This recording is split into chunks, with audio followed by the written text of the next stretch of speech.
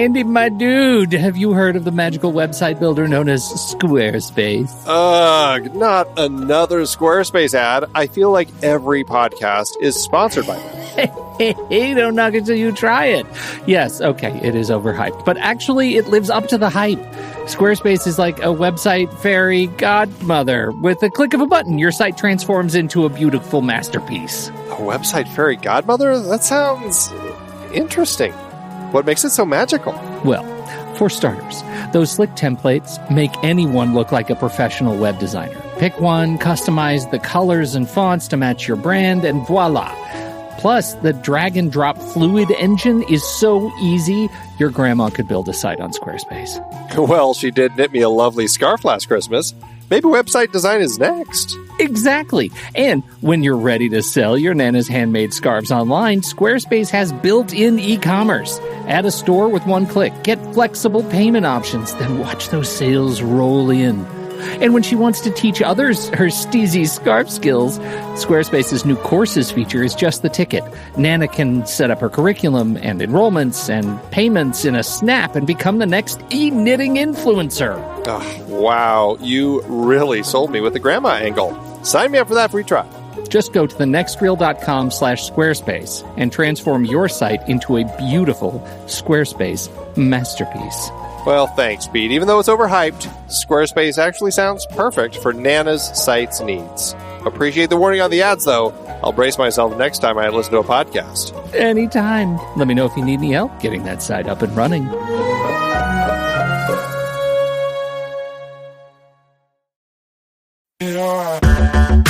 Andy, can you believe we've almost hit 700 episodes of The Next Reel? I know, it's crazy. And with all the other episodes in our family of podcasts, we are well over 1,200 episodes of movie conversation. It's really pretty amazing that we've gotten to have these in-depth movie chats every week for over a decade now. And we couldn't have done it without our loyal community of film fans. Their support over the years has meant so much. For sure. That reminds me, we should give the merch store a shout out. Buying shirts from thenextreel.com/merch is a great way listeners can continue to support the show. Plus, they get to sport our great designs. Absolutely. I think sometimes folks forget we have a variety of shirts, mugs, phone cases, and more available. In fact, a great place to start is with a shirt sporting the Next Reel's logo. We also have that classic Fast Times Spicoli Surf School tee, or the weirdly popular Rusty's European Tour shirt. The one from National Lampoon's European Vacation. Why is that so popular? Search me, but we have sold a ridiculous number of those. I guess there are a lot of Rustys taking trips to Europe? We're always adding new designs based on movies we've covered, like our brand new design for a streetcar named Desire, featuring a streetcar named Desire. So if you want to rep your love of TNR and films, head to thenextreel.com/merch. Every purchase helps us continue to have these weekly in-depth conversations. So visit thenextreel.com/merch today. And as always, thanks for listening and being a part of the Next Reel community. We've got lots more great movie chats coming your way. I'm Pete Wright. And I'm Andy Nelson. Welcome to The Next Reel. When the movie ends, our conversation begins. In just a matter of seconds, you're going to hear a classic episode of this show from back in the day when we called ourselves Movies We Like. It took us a while to settle into the show's format, so you'll notice some differences as you listen to these episodes. For instance, it takes us a bit of time to actually get into the conversation about the movie. Things like that. But we're still proud of the conversations about the movies themselves, and we think they're worth keeping in the library. So enjoy these episodes from our back catalog.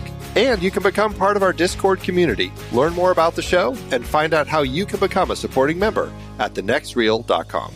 So thank you, everybody, for downloading and listening to The Next Reel. We appreciate your time and attention, and we hope you enjoy the show.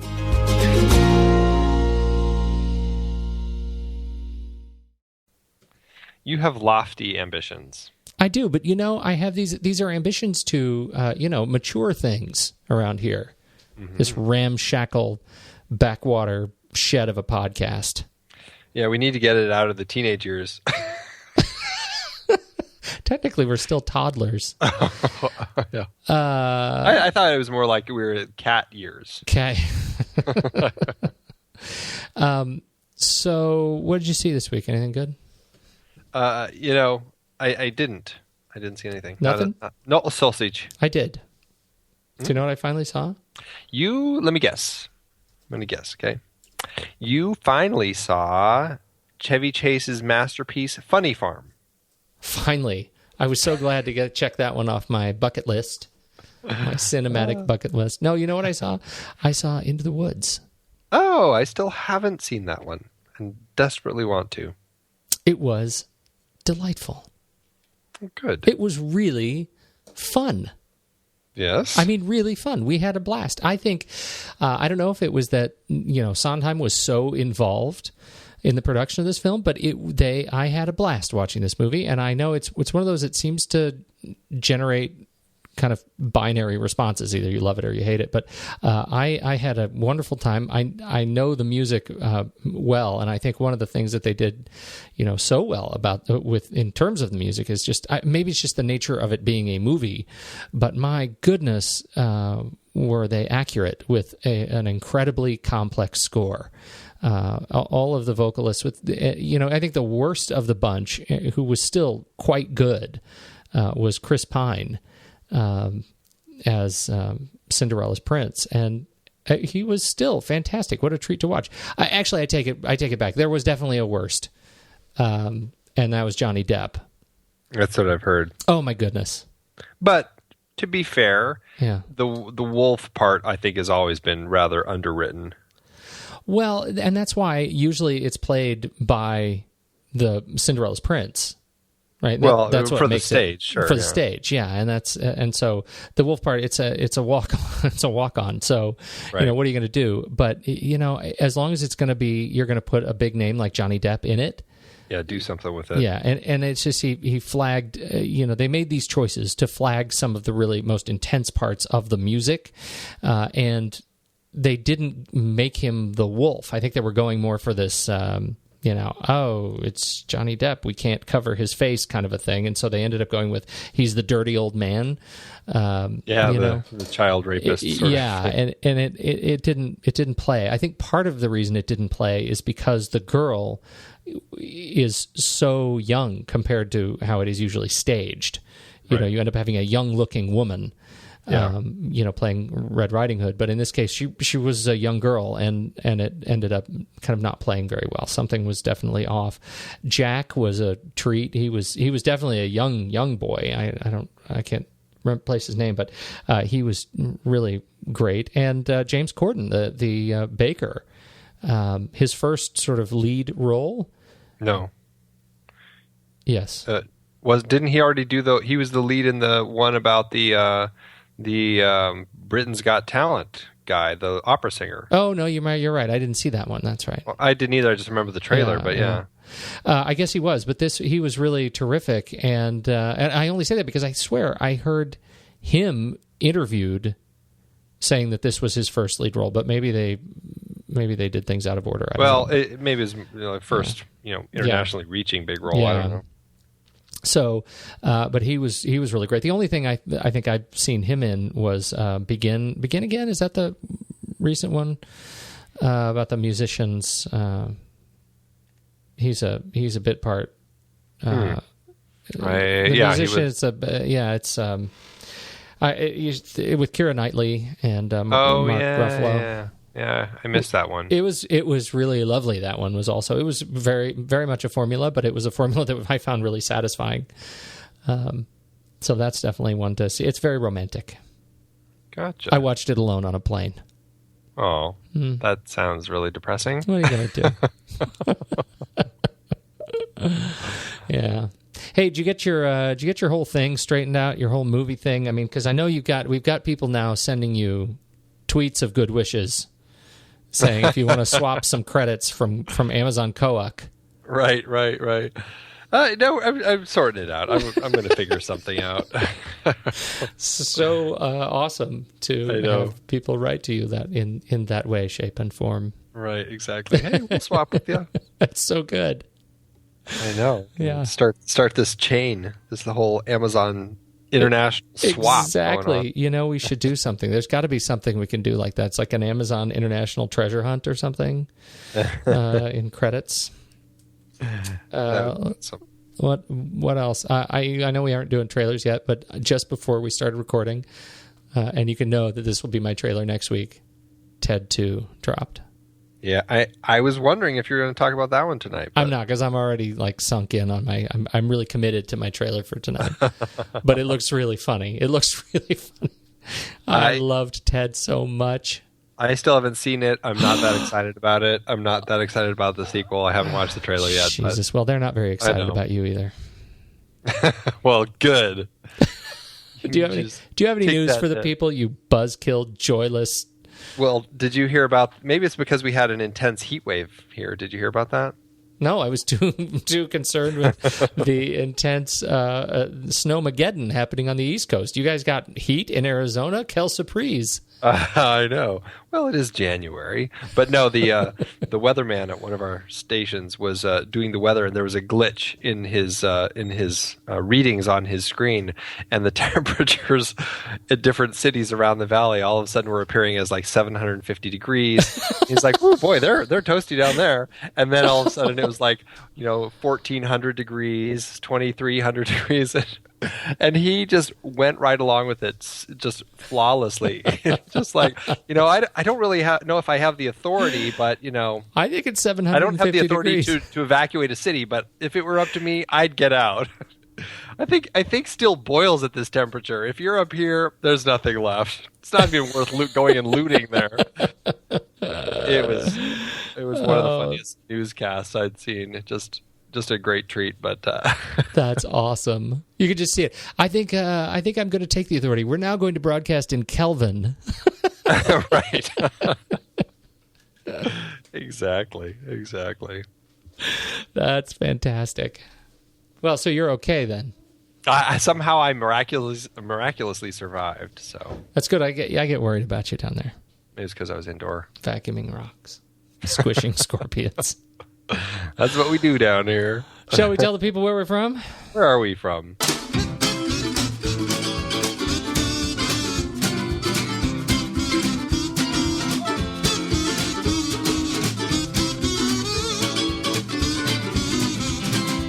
Hey, everybody. It's The Next Reel. I'm Pete Wright. That there, Andy Hot Stuff Nelson. And we spoil movies tonight on the show, number 4 in our series in the early works of Sir Alec Guinness, the black comedy The Ladykillers. But before we get into that, you should learn more about us at thenextreel.com. You should follow us on Twitter and Facebook at The Next Reel. And if you're of the species of Instagrammia, of the genus specifically photogenic tiger moths in the Aridibi family, you might want to join us at Instagram.com/thenextreel and play the Instagram hashtag pony prize, hashtag no Mr. Tealquist, I don't think it's a testicle, hashtag Standy versus the people, hashtag guess the movie challenge. Andy, how did we do against the villainous throng this week? I'm not even sure what you're talking about with all of that. We didn't get very far this week. This was a little bit kind of going back to the good old-fashioned spankings that we've had a few times in the past.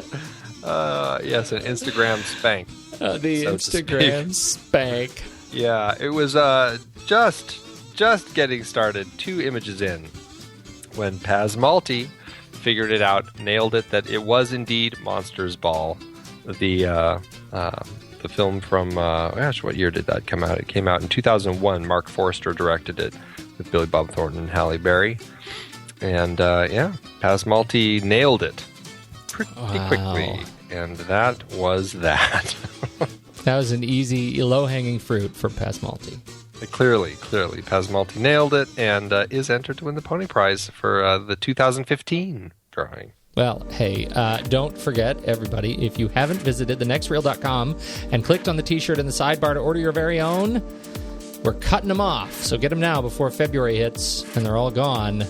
Still American Apparel, still soft, and yes, still designed by friend of the show, Joel Macaharris at joemiha.net. Support the show. Get a shirt. Back me up, Chad. Be a movie nerd. There you go. Let's do trailers.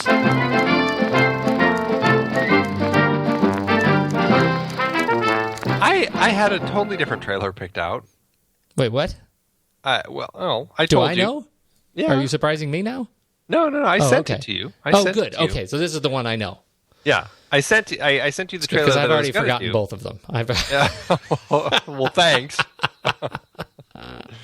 I had it was the Shakespeare one that I had picked out. Oh, I didn't actually watch that one, and then you sent me the other one, so I just forgot the first one altogether. I forgot I even picked it. No. Yeah, so but this one, I saw the trailer and I'm like, gosh, I really should talk about this one because granted, I'm not an Oscar-winning screenwriter, but I do teach screenwriting at one of the schools here, and I thought it was kind of just a funny little treat that here's this film directed by Mark Lawrence called The Rewrite, that is about an Oscar-winning writer in a slump who gets out of Hollywood and starts teaching at a college over on the East Coast, where he ends up falling for a lovely single mom, played by Marissa Tomei, who's taking some classes there. Hugh Grant is in it.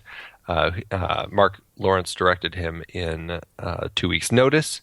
And this, it doesn't look like anything that's going to knock my socks off by any stretch of the imagination. But I just thought the concept was kind of fun. And, Hugh Grant, when he gets into some of these sorts of movies, I can totally get into it and just enjoy it for what it is. This looks like one that I will be enjoying for what it is. I don't think I'm going to get that much out of it, but it looks sweet. And, there's elements to it that I think look enjoyable. J.K. Simmons is in it. Like I said, Marissa Tomei and Allison Janney. And Chris Elliott pops up. So, do you think you could find me just one job, just any job? There is something. I teach a screenwriting class at Binghamton University. I hate teachers. They're frustrated losers who haven't done anything with their own lives, have they?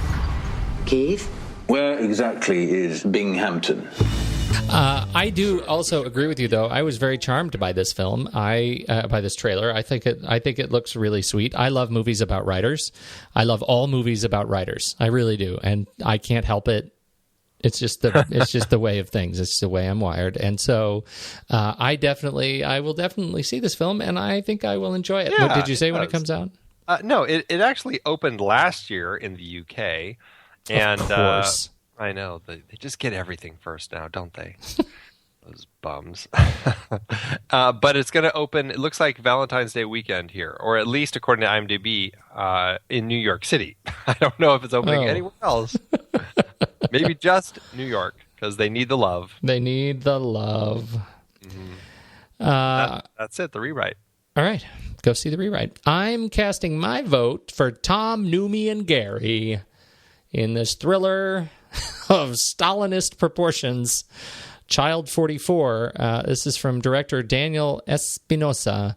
Brings Tom Hardy, Noomi Rapace, and Gary Oldman together in Stalin's Soviet Union as they uncover the mysterious murder of children in all their most glorious Russian accents. There's been a terrible accident. Alexei's son has been hit by a train. A train? He's claiming his son was murdered. I am sure you realize murder is strictly a capitalist disease. You have to be quiet. There is no murder in this country. There is no murder. Do you understand? So Espinosa is a Swedish director who brought us 2012's Denzel flick, Safe House. Screenwriter Richard Price has been around a bit longer with a number of films to his credit. 1986 is The Color of Money, Sea of Love, Mad Dog and Glory, Clockers, Ransom. I really liked Ransom. Shaft, along with a number of episodes of The Wire. That strikes me as awesome. I love the setting and the period of Child 44. This is the kind of thriller I think I can really sink my teeth into. It's just positioned in such a way that the history of the place and the politics and the people must directly influence the story, and so I think if they can live up to that complexity, I'm going to come away happy. So Child 44 hits April 17th, 2015. What'd you think? What's funny is I watched this trailer and I'm like, this is so familiar to me. Why is this so familiar to me? And Kind Hearts and Coronets. That's right. The longer I watched it, I was like, I know this story. I have either seen something that is very similar or just something is going on and it's going to make me crazy. So I was like, and then I figured it out. This was a script on the blacklist back in 2008. Wow. And along Deep with tracks. Foxcatcher, I just saw. No kidding. Foxcatcher was actually on the list back in 2008. And so was Easy A. It's interesting looking back at old lists of this. Up in the Air was on there, and just seeing like what films ended up being on the blacklist before they ended up getting made. Wow! But so anyway, we need to wait till 2022 for Rothschild. I guess so. Let's hope not. Let's hope yeah, not. that would stink. Yeah, but no, I got a hold of the script and I actually read this script. And I don't know. I can't remember when it was. I mean, I don't think it was 2008. I feel like maybe it was 2011 or something. But I totally read this, and I was like, I knew the story, and so it totally tripped me out watching this trailer because I couldn't place it for the longest time. And then when I realized it was a blacklist script, it all clicked, and I was like, oh my goodness, I totally read this. So I enjoyed it. You're watching it thinking somebody's ripped it off. Yeah, I'm like, why do I know this? It's very funny. Does the trailer live up to your read of the script then? From my recollection, I mean, it's been a while since I read the script, but everything looked very familiar. I felt like there was, well, I'm not going to say, but there was definitely a lot more stuff going on in the script that they don't even get into in the trailer. So I'm curious now to see how it ends up playing out. Andy. Yes. To simply try for 1 hour to behave like a gentleman. Using this sweetly innocent old lady as a bewildered, unsuspecting decoy, the hilariously infamous Alec Guinness prepares a masterstroke of villainy that only he could conjure up and carry through with such demoniacal glee. No plot was ever hatched with such satanic cunning as Guinness and his genial group of merry minstrels hit every high note in this delightfully different entertainment. True artists, every one of them.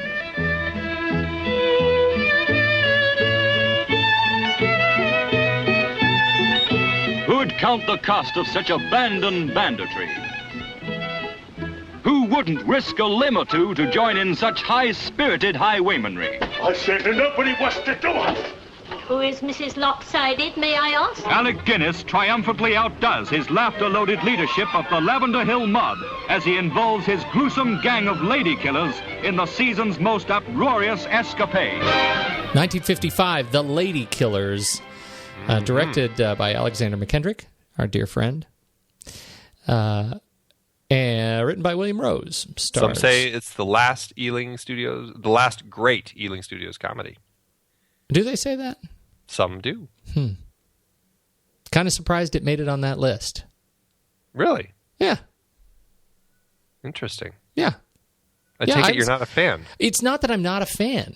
It's really not, because I love the idea of the Ladykillers. I really do. I love the setup. I love these supposedly ruthless criminals planning this ruthless caper, which by all accounts is really sophisticated.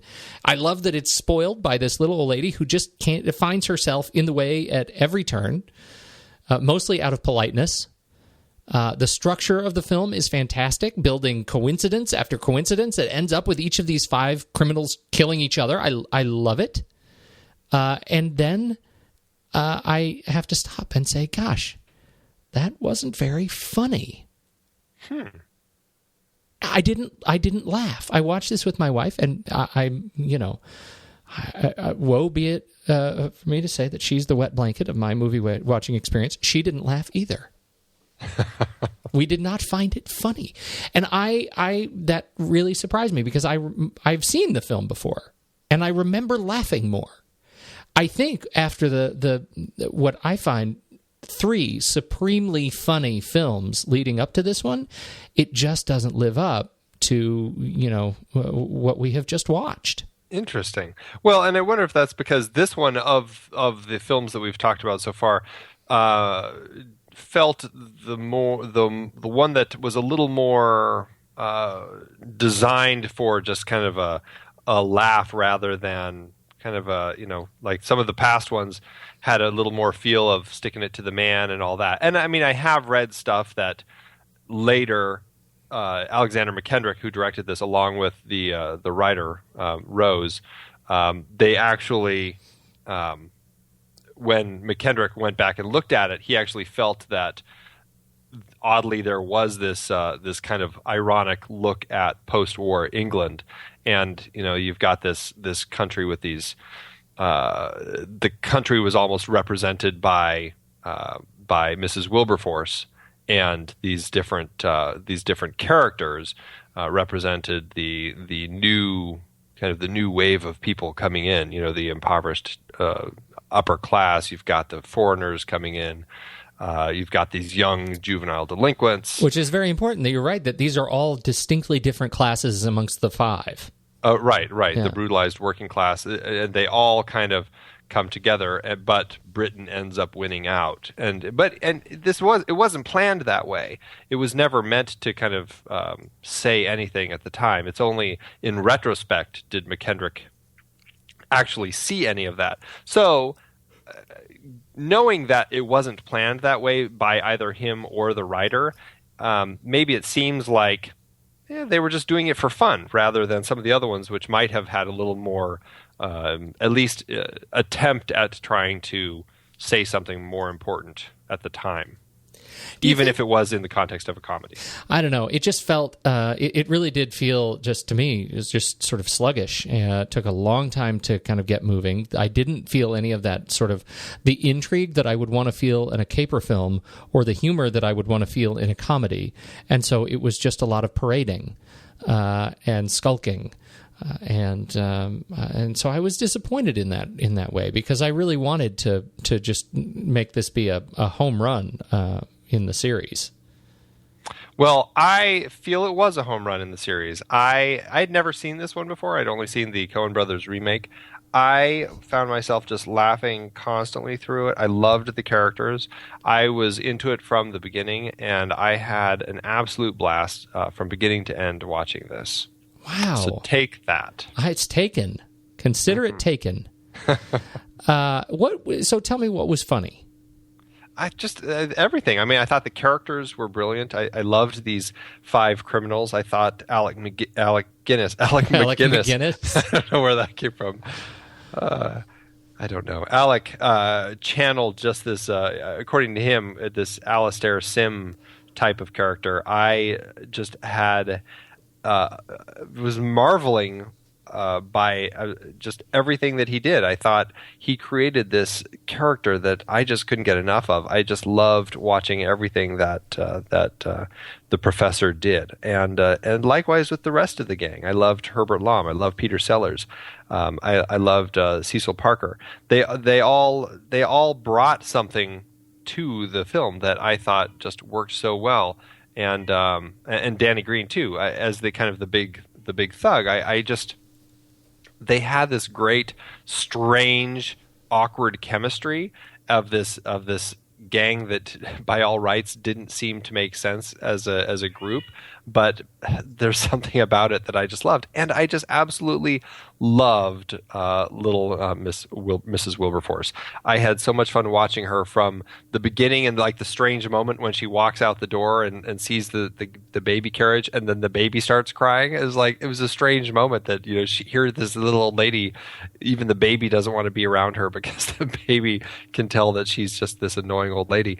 But then just like the stuff with the police station and just like all of that stuff. And just like you said, her almost overbearing politeness with everything. And even once she realizes the crime, the way that she interacts with the criminals and how they almost end up becoming these kind of slowly becoming like, well, I can't kill her. She's too sweet. I'll just make off with the money sorts of gags. And just the whole thing worked perfectly for me. I really enjoyed the dark, cynical tone that the whole thing had, and I really just found everything funny. That's the thing. Like I'm with you. I enjoyed the kind of structure of it, the tone of it.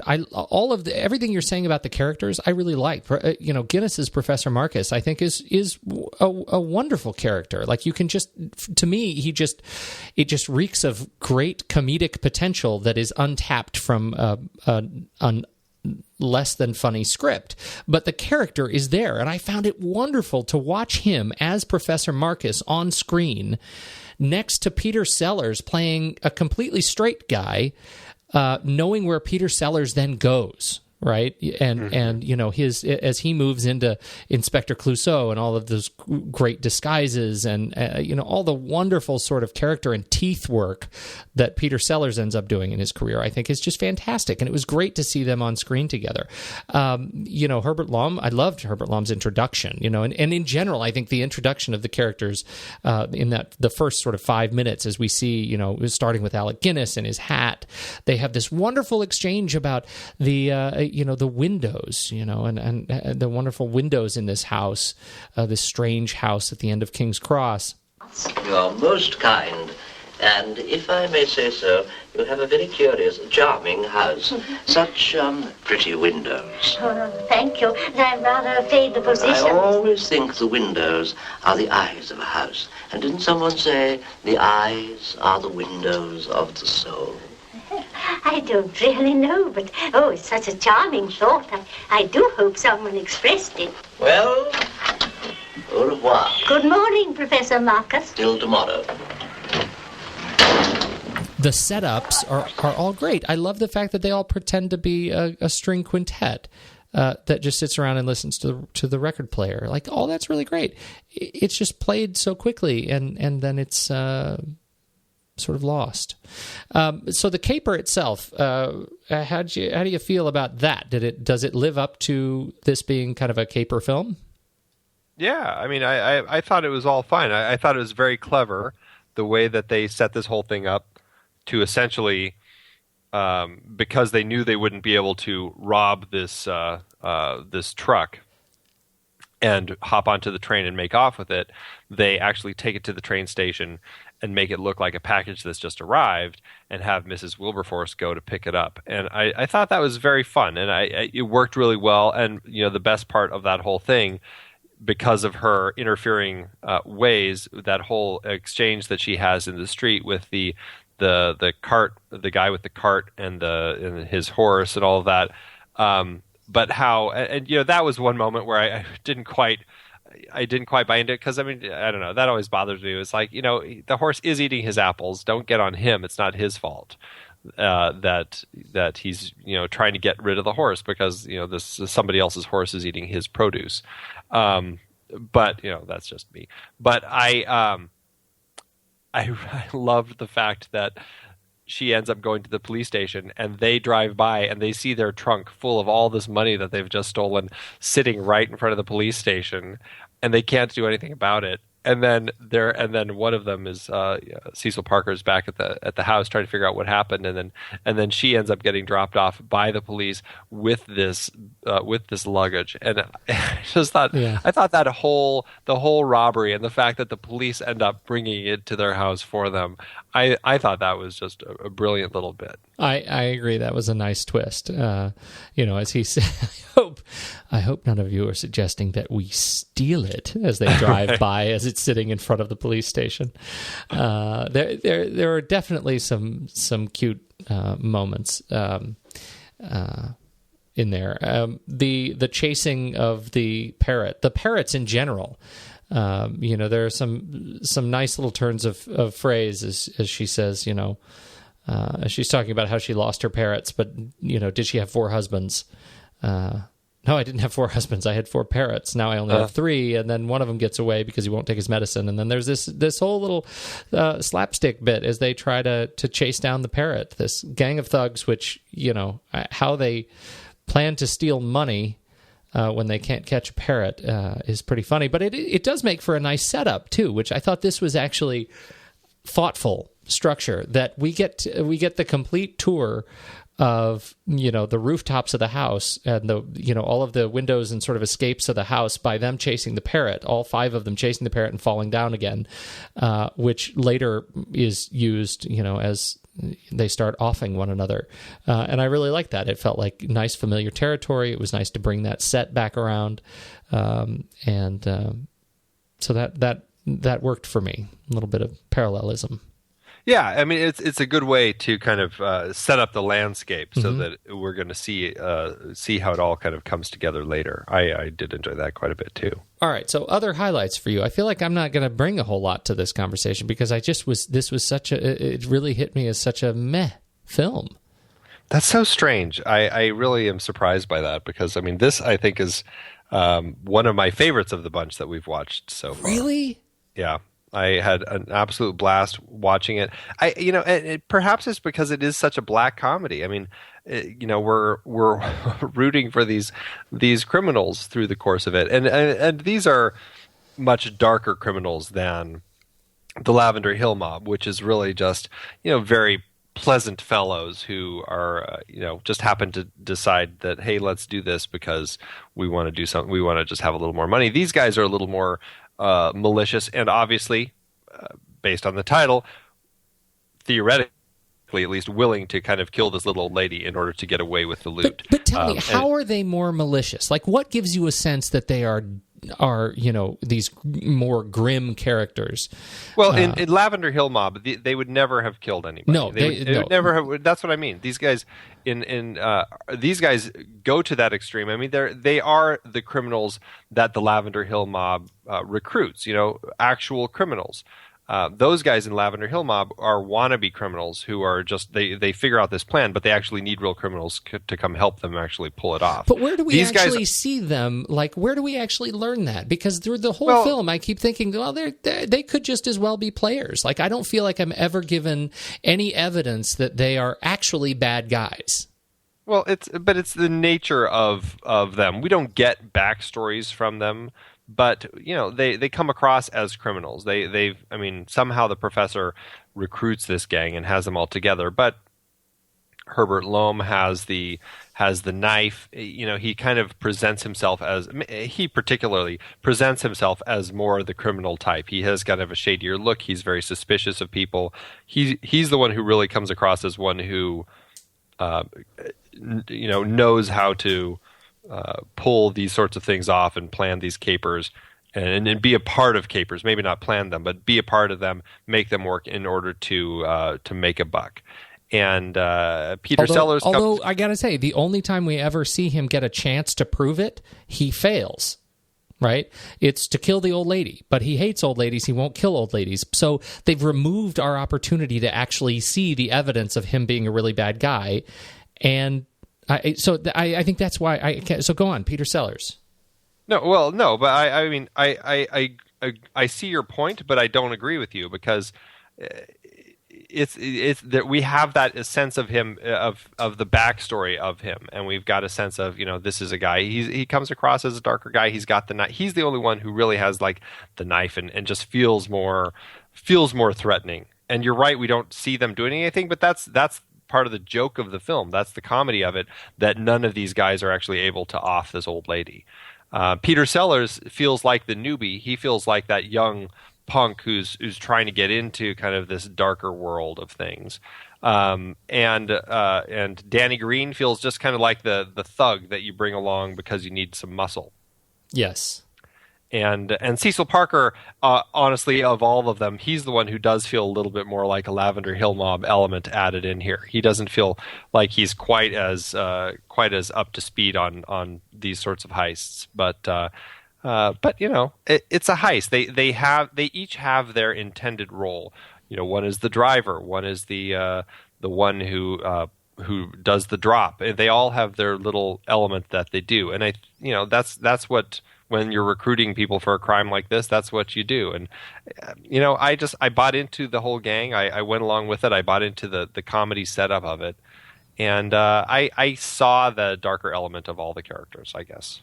Yeah, I hear you. This is one of those where I hear you and I just don't get it because I feel like they were stuck for me. The whole gang was stuck for me on that ledge of either let's be funny or let's be dark, and we didn't get enough evidence of either to build a compelling case for me to feel one way or the other. And that's I think where the film falls short for me, where each of them individually was a treat to watch. As a group I didn't get it. Now I do want to echo you here. Katie Johnson's Mrs. Wilberforce is I think she's just a triumph, and it's a treat to see her in this film. She was apparently 77 when she made this film. It was her last film. And apparently they were having trouble getting her insured she was too old to get insurance, and she actually said, she went to Mackendrick and said, I'll pay my own insurance to do this. And so they went back and said, no, you're not going to pay your own insurance. But what they did at the end, after they finally got the insurance for her and they made it through the film, because this was such a sort of tour de force for her, he went back and asked if they could put her name above the title. And so it says Alec Guinness and Alec Guinness, Katie Johnson, or Katie Johnson, Alec Guinness, the Ladykillers, in the initial early promotional material. And I think well deserved. I mean, she's a treat to watch. She's a wonderful character. She feels like to me, she would have been the perfect anchor to a lot more sort of humor going on around her if I were laughing more. I laughed a lot at her and the way she just sort of interacted with the world. You're right. I loved watching her with the police. Her relationship with the sergeant is just great. With Jack Warner, I love their relationship. It's almost like she's talking to her son, and he just needs to move her on. So there was a lot to like about her performance. And it has a great payoff at the end, that whole bit at the end with, Well, talk about that. Yeah, because keep the lolly. It's really great because of the setup, right? When she says, we're going to go tell the police, and Peter Sellers goes into his, we have to keep the money. You can't give the money back. Right. It was a brilliant little bit that they came up with as these guys were trying to convince her that they wouldn't want it back. They already have all this insurance stuff getting processed, and it's just going to create confusion. And she kind of starts buying into the whole thing. Well, she actually does buy into the whole thing, but even with all of that, she still feels that even though she's going to mess everything up, she needs to do the right thing and report it. And, of course, that sets the whole thing off that they're going to have to kill her. Mrs. Wilberforce, I don't think you quite understand the intricacies of this particular situation. And let me try to explain, Mrs. Wilberforce. You see, in this case, it would do no good to take the money back. As strange as it may seem to you, nobody wants the money back. Oh, don't expect me to believe that. But it's true, Mrs. Wilberforce. You see, this particular shipment of money was insured. So now the insurance company simply pays to the factory £60,000, and then, in order to recover its money, it puts 1 farthing on all the premiums, on all the policies for the next year. You see? So how much real harm have we done anybody? 1 farthing's worth, Mrs. Wilberforce, 1 farthing's worth. Now, you hadn't thought of it like that, had you? Hey, you know what? I never thought of it like that either. Surely it isn't as simple as all that. I assure you, if we tried to take the money back now, it would simply confuse the whole issue. You wouldn't even take it back. Well, that's perfectly true. It just works out so brilliantly because they have this whole setup where the cops don't believe anything she says, because earlier in the film we see her telling them about her friend Amelia, who saw a spaceship land in the garden last Wednesday afternoon. And so here she is saying, I helped with the robbery. I didn't want to, but this is, but I have all this money and I just want to return it. And they're like, no, you just go ahead and keep it. And that whole bit just, I think is brilliant. And she's baffled by the fact that, she's trying to be honest and truthful and turn this money in. And these cops are doing exactly what the criminals said they would. They're not accepting it. And her reaction to that is priceless. And then when she walks out and she ends up giving some money to this poor artist, street artist, and clearly she gave him something rather large. And it just is. I thought it was just a brilliant little way to kind of end the film. I did too. I thought that was a really charming way to close the film. I absolutely agree with you. Her sort of befuddlement as she walks down the street, as prim and proper as she is. But right after they try to catch her with the umbrella, she continuously leaves her umbrella around, everywhere she goes. And the sergeant comes out and says, "Oh, you forgot this." And she says, "No, I can buy loads of them now. I don't need that. Right. I hate that." It's just a great. There's some great little moments with her. I think she ended up being really well used in this film. Absolutely. Yeah. And she won a BAFTA for it. She won the Best British Actress for the film, and definitely well deserved. She becomes such a caretaker of the discipline of this crew. Like it becomes her job to be the matron and to tell them what to do. And I love that, that line when her, tea ladies come and she says, you have to, for an hour, behave like gentlemen. Right. And makes them sit through tea before she can actually go about the scolding of them. Right. Like makes Alec Guinness sit at the, or the professor player piano, pretend he's playing, and it was just brilliant. That was okay. That was funny. See, there's a funny. Oh, you are such a cynic. There's so many funnies. I mean, I feel like I've kind of gone on about it, but again, it's just the criminals. The criminals, they're the way they pull this caper off, their relationship with each other, and definitely the way their relationship changes as the story progresses and as they start one by one, as they're supposed to be killing her, and they instead are trying to escape with the money, and they end up just killing each other. And just that whole last act of the film where one by one they're chasing each other and getting knocked off, I thought was just so much fun to watch. And the just the cleverness of it, and just the way that they end up, each of them dying, leading to the final moment when the professor thinks he's finally victorious, and he ends up, by the hand of God, you could say, yes, getting taken out, and also dies. I just thought that was brilliant. Very grim. It does get very dark at the end. With the smoke in the train, it was wonderful. I thought it was really wonderfully shot. It was shot by Czech cinematographer Otto Heller, and I think Otto Heller takes the cake. He takes the top prize for number of credits for his primary function at 235. Wow. Can you think of anyone that we have talked about that has more? That's a lot. That's a heck of a lot. 235 in his role as a cinematographer. He was an actor in 4 films, and he was camera and electrical department in 2. That is a mad career. That's bananas. From 1918 to 1971. Do you know much of Otto Heller's work? Have you seen all 235? I have, actually. Shut it. You set up a question like that. I know, right? I haven't. I only am familiar with a few of them, like Peeping Tom, Richard III, Alfie. Yeah. And then the strangely titled "Can Hieronymus Merkin Ever Forget Mercy Hump and Find True Happiness?" You have why is that? Isn't there? Didn't you say it's like a song or something? No, I have never actually heard of that film. Oh, you're thinking of Mrs. Brown, You've Got a Lovely Daughter. I think maybe that's it. This one's better. Hieronymus Merkin Ever Forget Mercy Hump. Exactly. I've seen nothing else of his that I can find on the list, at least that I remember.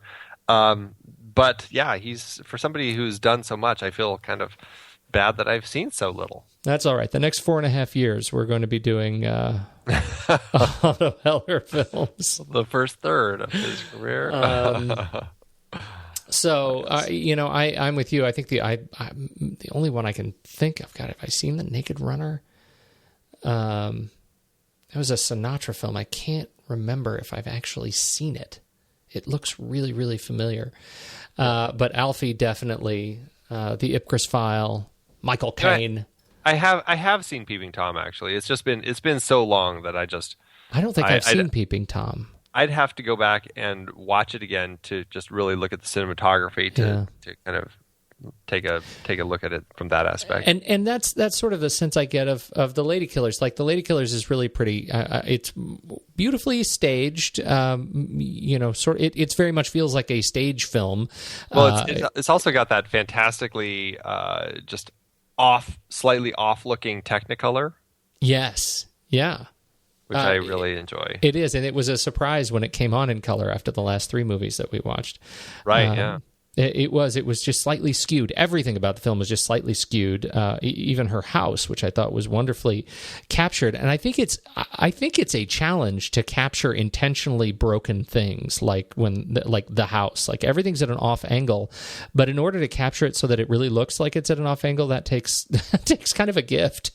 And I think it does really well. But you don't really get a sense for the drama that comes out of what otherwise is just kind of a set film until we get outside. I think the climax of the film as they're running around, they really, it starts feeling much more black and white. Particularly as the train goes by and we see these wonderful plumes of white smoke, and the professor's kind of skulking around, waving his arms in and out of the white smoke. I thought was really, really nice. I enjoyed the overall look of it quite a bit. The music, Tristram Cary. I love the music. I thought it really had a great vibe to it. There's something that just it worked really well with the just kind of the tone of the film, kind of that dark comedic tone. It had this kind of just a nice vibe to it, and I thought it worked well also balancing the music that these guys were feigning to be playing. What do you know about Tristram Cary's history? Anything? I don't know much, but I was looking at his Doctor Who credits. Was he didn't write the original theme. He wrote music for it. I don't know if he wrote the original theme, but he did write music for the first Dalek story. Okay. But that's all I could find. But I mean, he's an interesting British composer that he, I guess, created the first electronic music studio of the Royal College of Music. Definitely somebody who explored different types of music quite a bit, and did a lot of film and TV, but also did a lot of other stuff, a lot of orchestral, chamber, vocal, electroacoustic, some theater stuff like that. So he was kind of all over the place with his music. Well, I'm with you on this film in particular. I thought the score was really quite nice, and I think I think that's a really great point, that the music really did a great job of kind of pairing with the score that these guys kept playing over and over and over again, and it just made a nice package for the caper itself. Absolutely. So I watched this. I couldn't tell. I actually, it was only in the credits when I saw Peter Sellers was in this film. I didn't even recognize him. Oh, really? Yeah. I didn't even recognize. Is that dumb? I didn't even see it. Pretty funny. Yeah. Is it funny? Is that the word? Well, I guess that's a word for it. That's strange, because I didn't have any problem recognizing him. Maybe it's also because, I mean, this was, like I said, a film I'd never seen before. I saw his name on the poster or on the credits somewhere before I even watched it, so I just knew going in that he was in here. Yeah, well, and even after it was actually my wife who pointed out. She says, "Oh, yeah, so Peter Sellers was in this." I was like, "Who was he?" I had to go through each of the characters and figure it out. That's so funny. Yeah, I know. Rank amateur. That is too funny. Other points that you want to get in there? Anything else jump out? Well, it did get nominated, despite what you think about it. It did get nominated for an Academy Award for Best Original Screenplay. Yes. In 1956. It lost to The Red Balloon, which the Oscars, sometimes I just don't fully understand their rules, because The Red Balloon is a short film. It's 34 minutes long. How that got nominated for any Oscars other than like in the short category, I never fully understand like why that happens sometimes. But totally The Red Balloon actually was nominated and won for Best Original Screenplay. I really enjoy The Red Balloon. That was a film I grew up watching. They played it, I swear, every year when I was in school at some point. And I think it's very magical. But yeah, I don't know. I don't know. Putting a 34-minute short film up against a bunch of features, I just find strange. I absolutely agree with you. Yes. It did win Best Screenplay for the BAFTAs in 1955. It won, and William Rose took home a BAFTA for that. And I believe he he actually won an Oscar for Guess Who's Coming to Dinner in 1967, and was nominated again for Genevieve and The Russians Are Coming, The Russians Are Coming. So he's definitely had his touch of Oscar and BAFTA and award nominations and wins. So are there other awards that this film should have won?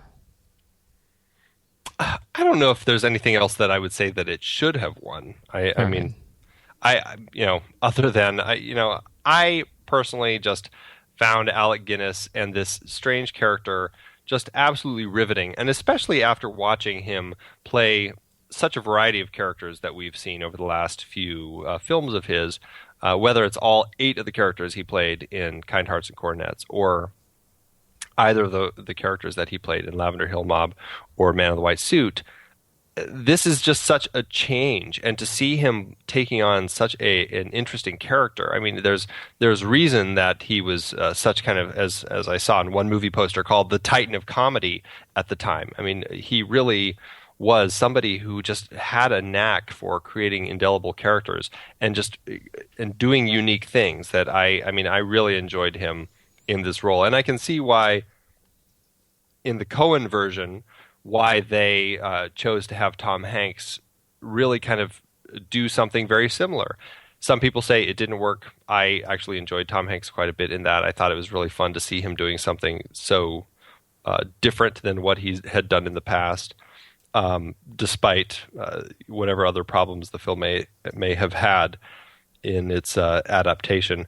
But Alec Guinness, I think, this was just further proof to me that he is definitely somebody that is worth talking about and worth looking at the stuff that this guy can do. And then, gosh, you look at all the David Lean films that he's done, or you look at just all these other amazing films that he was a part of. I mean, this is a man who has done just amazing, amazing films and lots of just wild, amazing performances that definitely should be seen.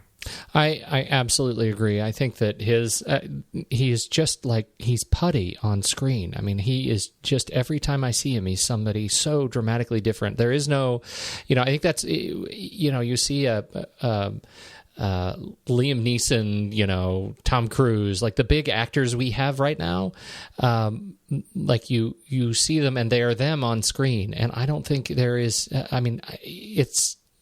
there is no Alec Guinness. It's very rare to have that malleable of an actor come along. Yeah. And I mean, gosh, it is hard to say like who does that, changes themselves up so much to that point where they really just take on a completely different persona so effectively. Truly, this was just a in that respect, and I absolutely agree with you. I think his professor is really fantastic, and it's a great character. For me, this film falls apart because it doesn't live up to its promise of actually being a dark comedy. It's just dark. It's more of a dark slog. With so saith you. A few comic moments. I am stunned, nay, stunned to see everywhere I turn around. Total Film votes Ladykillers 36th greatest comedy of all time. The Guardian labels it 5th greatest comedy of all time. Of all time is a really long time.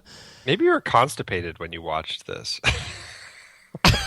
I will thank you, sir, to leave my bowels out of this discussion.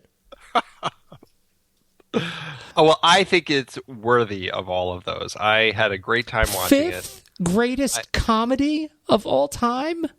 Have you seen the trailer of Ted 2? Maybe not 5th. My point has been made. Thank you. 5th. That seems a little bit extreme. I would not put it that high.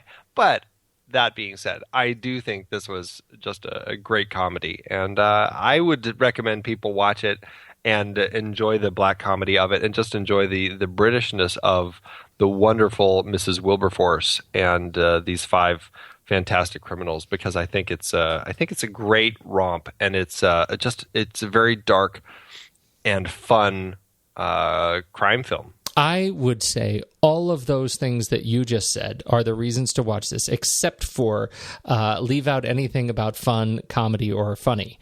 And then your expectations will be appropriately set.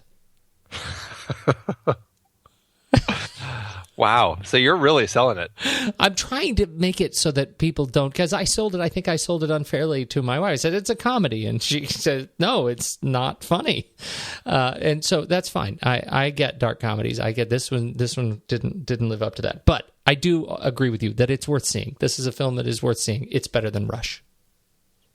Wow. It's... Yes, it is. Most things are, though.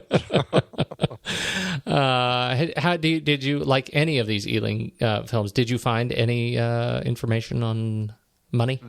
I could find just diddly squat about it. I mean, I was lucky I could even find the release date for this one.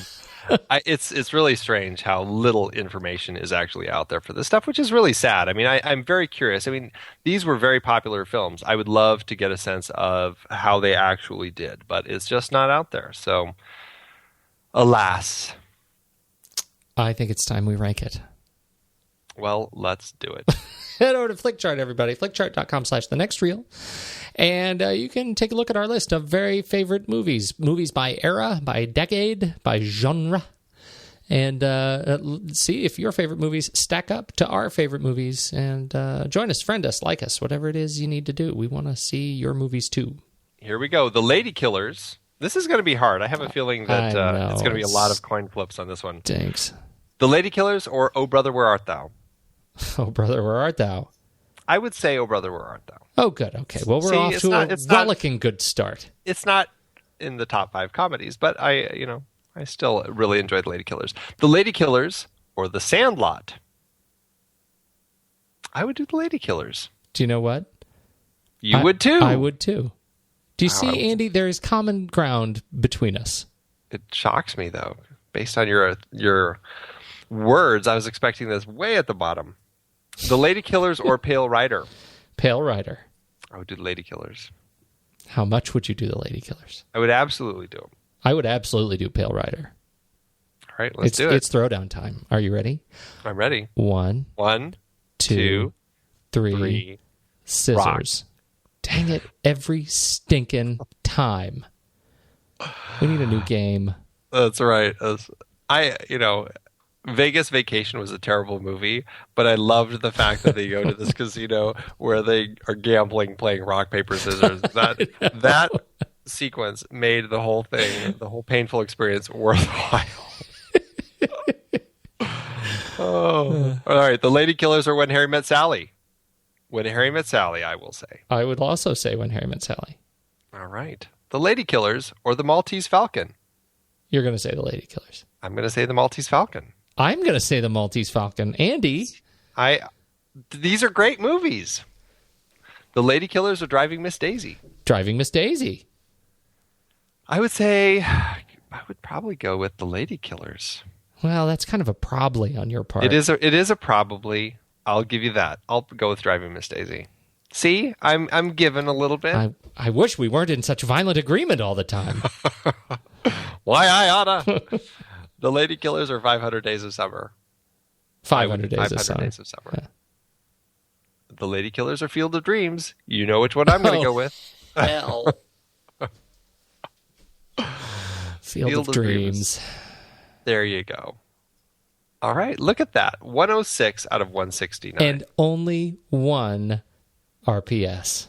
I was kind of surprised. I was really surprised expecting at that. I think if it had gotten above that first drawing, I think it would have been all all battles from that point forward. But I feel good about it in here. I think it's fine. I still like all of the movies surrounding it, so I have no problem with it being 106. Me too. It didn't break 100. That feels good to me.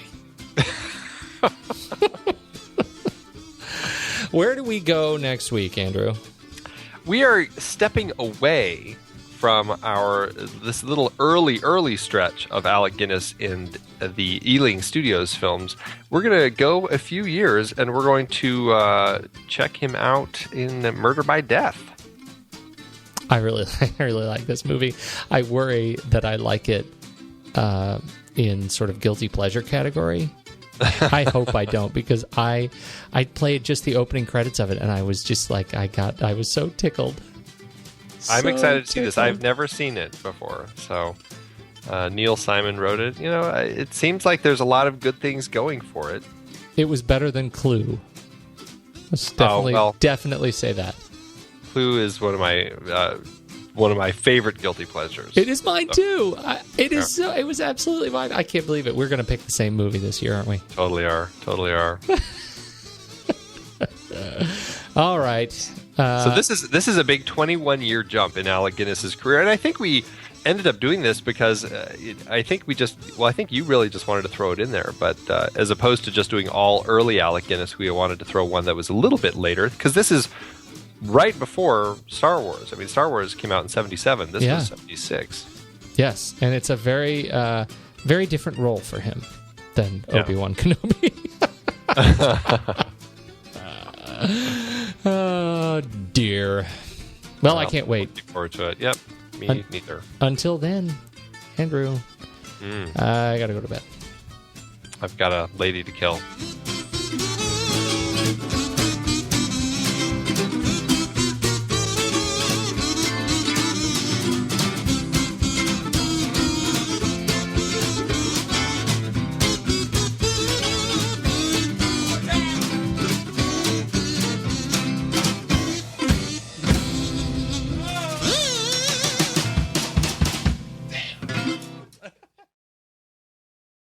Four stars by Haphill 3.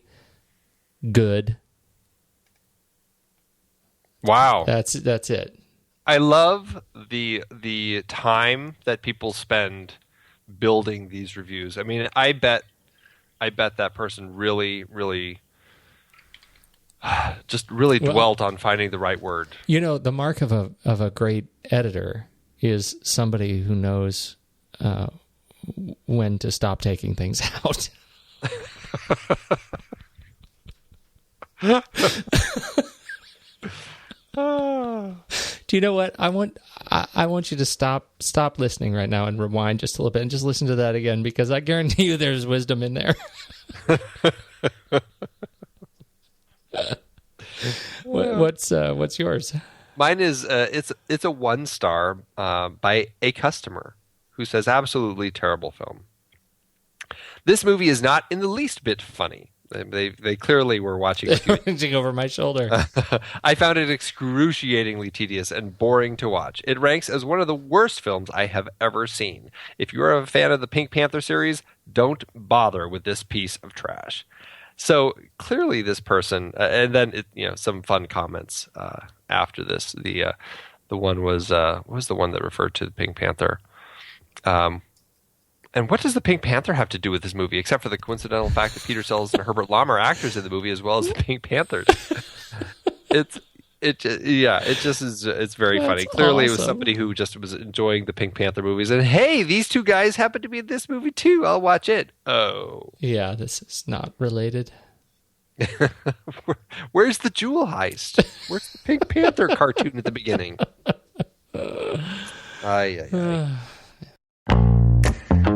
Andy, it is hard to believe that we have been having in-depth weekly conversations about movies since 2011. You are telling me. Producing this show week after week requires a ton of work behind the scenes.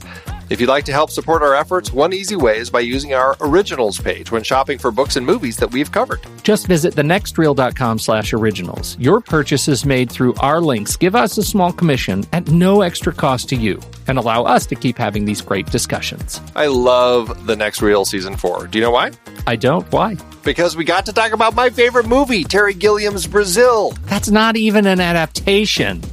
No, but it was such a great part of our great Terry Gilliam series, and a few others in that series were adaptations, like The Adventures of Baron Munchausen, adapted from Raspi's stories, and La Jetée, which inspired 12 Monkeys. Oh, right. And for our Man with No Name trilogy, we saw how Sergio Leone's A Fistful of Dollars was basically stolen from Kurosawa's Yojimbo. We added Labor Day to our Jason Reitman series, adapted from Joyce Maynard's novel. Oof, there's one we'll always regret. Our big Stephen King series covered adaptations like The Shining, Cujo, Christine, and Stand By Me, great horror and coming-of-age tales. Another Coen Brothers adaptation, too. We got to talk about how they turned Homer's The Odyssey into Oh Brother, Where Art Thou? For our holiday series, we did The Bishop's Wife and The Poseidon Adventure. And who could forget seeing Alec Guinness in the adaptation of Kind Hearts and Coronets during our series dedicated to him.